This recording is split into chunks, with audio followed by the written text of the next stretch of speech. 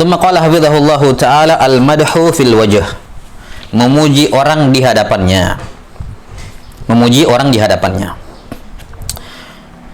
Qala asna rajulun ala rajulin inda nabi sallallahu alaihi wasallam faqala wailak qata'ta unuqa sahibik qata'ta unuqa sahibik qalaha mirara man kana minkum madihan akhahu la mahalah falyaqul ahsabu fulanan wallahu hasibu wala uzakki ala Allahi ahada ahsibuhu kada wa kada in kana ya'lamu dzalika min. Kata beliau, ada seorang yang memuji kawannya di hadapan Nabi sallallahu alaihi wasallam. Yani ada orang, ya, ada temannya di situ, ada Nabi sallallahu alaihi wasallam di situ. Kemudian beliau, orang ini memuji kawannya di hadapan Nabi sallallahu alaihi wasallam. Maka beliau bersabda, wailak, celaka kamu. Celaka kamu. 6. Ini kalimat wail, ini ungkapan kalimat-kalimat yang menunjukkan hardikan atau celaan, ya, tapi celaan yang sifatnya lebih halus, ya. Wailak, wail. 6. Dikatakan juga waih. Dikatakan juga apa? Waih bilha. Dikatakan juga bisin, wais. Ini beberapa lughah dalam kalimat ini. Wail, waih, wais, dan saya ada 2 lughah yang lain saya tidak ingat sekarang. Taib.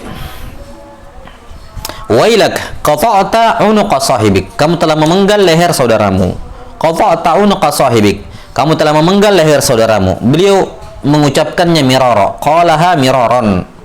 Begini cara bacanya kalimat seperti ini. Qalaha miraron. Beliau mengucapkannya berulang-ulang sebagai bentuk tahzir kepada perbuatan atau memuji seperti itu. Ya, kamu telah memenggal leher saudaramu. Yani seorang kalau dipuji, ya, itu dikhawatirkan rentan dengan ujub, ria, atau bangga dan meremehkan orang, menjadi merendahkan orang lain. Orang kalau sudah merasa lebih baik dibandingkan orang lain, sudah celaka sudah. Ya, iblis tidaklah dia celaka karena dia bangun pemikirannya di atas itu. Ana khairum min, saya lebih baik dibandingkan Adam. Ketika dia membangun semuanya di atas ini, celaka dia. Sudah. Makanya kata Nabi SAW, engkau memenggal leher saudaramu. Yani seakan-akan dia sudah mati. Karena kapan dia sudah merasa lebih baik dibandingkan orang lain? Saya lebih hebat, lebih baik, lebih alim, lebih kuat ibadahnya dibandingkan orang lain. Lebih benar, lebih berada di atas jalan yang benar dibandingkan orang lain. Celaka, selesai. Urusan orang itu selesai. Seakan-akan dia sudah mati. Ya. Dia ujub, merendahkan orang lain. Ya. Itu akan menyebabkan dia menolak kebenaran dan seterusnya. Kemudian Nabi SAW menganjurkan, man kana minkum madihan akhahu la mahala. Siapa di antara kalian yang memuji saudaranya, la mahala, harus dia puji. Yani ini konteksnya, ya wahai ya Rasulullah, ini harus saya puji gitu. Dalam konteks harus dia puji, kalaupun harus, yani pemahamannya, kalau bisa jangan, kalau pengen puji saudaramu, jangan pas dia ada di sini. Ya, di tempat lain, ya, di tempat lain ketika orang tersebut, sahabatmu, tidak ada di situ, ya kamu ceritakan, alhamdulillah, masya Allah si fulan begini dan begitu. Dia tidak dengar, ya tidak ada masalah. Tidak ada masalah. Jelas ya? Nah, kalaupun ingin memuji saudaranya, jangan pas saudaranya hadir di situ. Dan ini berlaku secara mutlak. Berlaku secara mutlak. Ingin puji ustadznya, jangan pas ustadznya ada di situ. Itu nggak bagus. Itu termasuk bentuk apa namanya? Dalam tanda kutip kedurhakaan kepada guru. Ya. 6. Apa disebutkan dalam bait syair? Roma naf'an fayadurru bi ghairi qasdin minal birri minal birri ma yakunu uquqa. Ya. Roma naf'an fayadurru bi ghairi qasdin wa minal birri ma yakunu uquqa. Ya. Dalam sebuah bait syair disebutkan, Roma naf'an fayadurru bi ghairi qasdin. Dia melempar atau memanah sesuatu dengan tujuan naf'an, memberikan manfaat atau hal yang baik, fayadurru bi ghairi qasdin. Namun kenyataannya dia membahayakan orang lain tanpa sengaja. Wa minal birri ma yakunu uquqa. Dan di antara bentuk bakti ada yang berwujud kedurhakaan. Di antara bentuk yang dikira bakti itu ada yang berwujud kedurhakaan. Ya. Seperti misalnya yang disebutkan oleh sebagian ulama dalam sebuah kisah, ada ulama yang meninggal gara-gara terjatuh di dalam selokan, gara-gara apa? Didesak-desaki oleh muridnya untuk diambil ilmunya, dia minggir-minggir jatuh meninggal. Ya, bagus sih untuk mengambil ilmu, tapi jadinya kedurhakaan. Nah, sama seperti di sini, orang memuji gurunya, ya dia kira itu hal yang bagus. Ya, minal bir, tapi ternyata itu mendurhakai gurunya. Kenapa? Itu bisa merusak niat gurunya, menjadikan gurunya ujub, menjadikan gurunya itu takjub dengan dirinya, dengan ilmunya, padahal tidak ada apa-apanya. Jelas sampai sini ya? Ya. Maka yang seperti ini hendaknya dihindari. Dan kita hubungkan dengan pernyataan, dengan hal-hal yang dulu, dengan masalah memanggil orang dengan gelar-gelar yang seperti itu, ya. Ini juga bisa jadi terjadi. Ya, taib kalau dia betul-betul gurumu tidak ada masalah.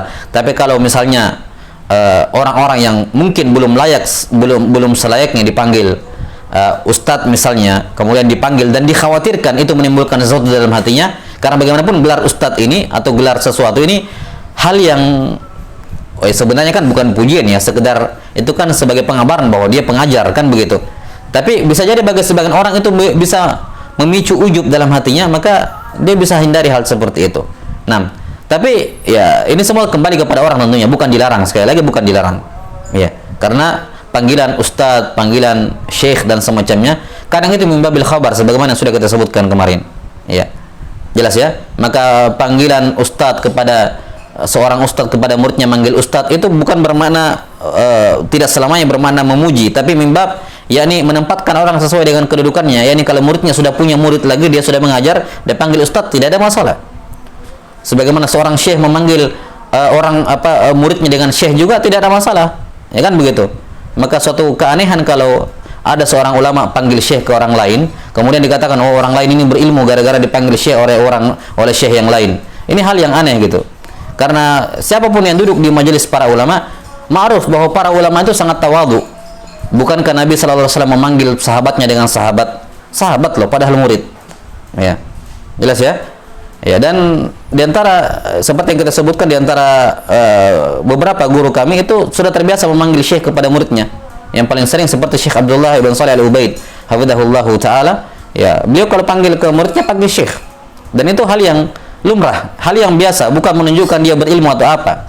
Ya, maka suatu hal yang lucu saja kalau misalnya seorang ulama memanggil orang lain dengan syekh, kemudian dijadikan itu tazkiyah akan ilmu dan semacamnya. Nah, ini tidak mengetahui urufnya. Yang urusnya di sana itu biasa seperti itu.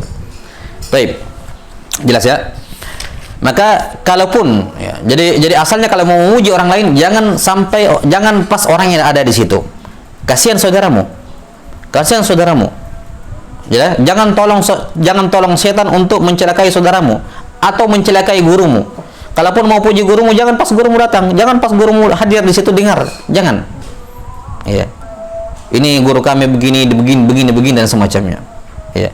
Kecuali memang dalam konteks makam dibutuhkan. Itu pun kadang ya tadi. Ya. Ya, makanya kadang ada sebagian pemateri atau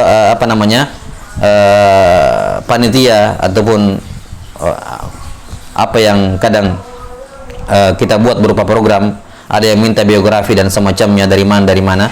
Ini hal yang sebenarnya tidak terlalu dibutuhkan. Ya, ini simpel. Kalau kamu percaya sama orangnya, belajar saja. Kalau nggak percaya, nggak usah belajar, kan begitu.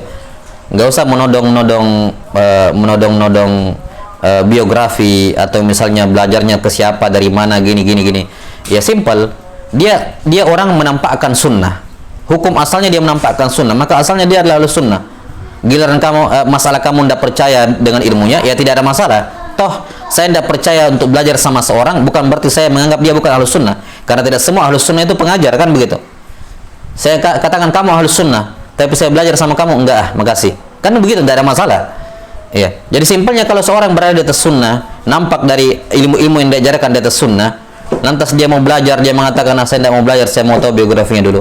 Ini kurang bagus, apalagi kalau nodong, itu termasuk adab yang kurang bagus. Simpelnya kalau kamu yang percaya sama ilmunya, silakan belajar. Kalau nggak percaya, nggak ada yang maksa kamu belajar kepada orang tersebut. Kan begitu simpelnya. Ya, karena menuntut ilmu dibangun di atas kepercayaan. Jangan hadir dari majelis ilmu pada orang yang kamu tidak percaya ilmunya. Kenapa? Karena kamu akan menghabiskan duduk di majelis bertanya-tanya, ini yang dia ucapkan benar atau tidak. Kenapa? Dari awal kamu tidak percaya. Itu hal yang kurang bagus, akan menyita waktunya di dalam majelis dari faedah yang ilmu yang dia akan dapatkan, tapi sibuk pikirannya dengan bertanya-tanya. Jelas sampai sini ya? Baik, kita kembali ke masalah ini. Ini sekedar intermezzo saja. Jadi kalaupun ingin memuji guru, jangan pas dia ada di situ. Nah, tapi dalam momen tertentu kalau memang harus tidak punya opsi lain kecuali harus dipuji ketika dia datang, kata beliau, "Man kana minkum madihan akhahu la mahala falyaqul." Ya, kalimat dia tidak hadir di sini maksudnya kalau misalnya walaupun orang yang tidak hadir tapi ini bisa sampai ke telinganya, maka selayaknya jangan juga. Ya, makanya para ulama ketika memuji dalam karya tulis, dalam muqaddimah, pendahuluan, pengantar dan semacamnya dari buku-buku para ulama, ketika dipuji, walaupun dipuji orang yang tidak ada di situ, tapi kan ini nanti akan dibaca oleh yang punya. Jadi sama saja dianggap dia hadir di situ. Ya, maka tetap dia menggunakan lafaz yang dituntunkan oleh Nabi sallallahu alaihi wasallam. "Man kana minkum madihan akhahu la mahala falyaqul ahsibu fulanan wallahu hasibuh." Saya berpikir atau saya mengira, ahsibu di sini bermakna zonna, yakni dugaan besar saya. Ahsibu fulanan wallahu hasibuhu. Ya, yakni yatawalla hisabahu. Saya menganggap, berpikir atau yang saya tahu dari fulan, beliau seperti ini. Dan Allah yang akan mengurusi hisabnya, yakni yang kenyataan sebenarnya Allah yang mengetahuinya. Wala uzakki 'alallahi ahada, ai la ajzimu bitaqwa ahadin indallah. Saya tidak memastikan seorang itu bertakwa di sisi Allah taala. Wala uzakki 'alallahi ahada, ahsibuhu kadza wa kadza.